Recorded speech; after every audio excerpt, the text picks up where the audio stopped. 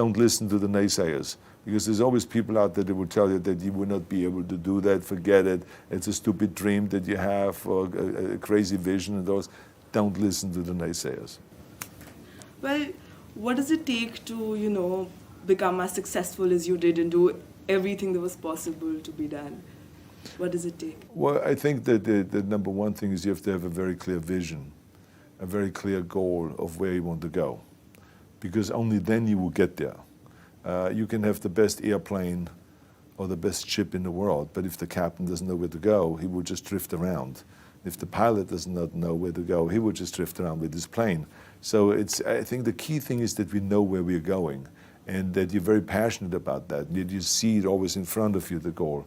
And the other thing that's important is that you got to shoot for the top. You got to go and really have big goals and think big, because then you're going to get big.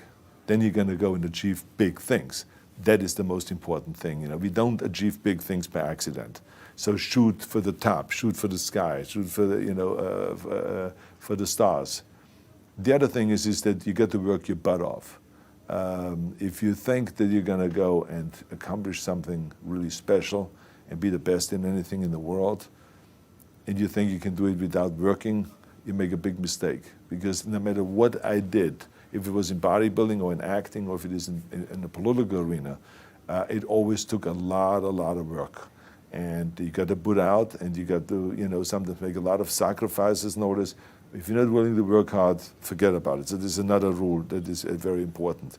I think another one is don't be afraid to fail. Because if you're afraid to fail, then you're always holding yourself back because you're afraid that if you go all out, you may fail.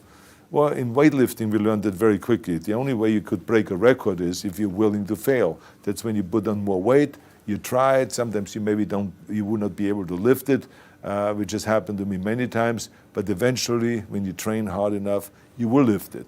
So don't be afraid to fail. I mean, how far can you fall?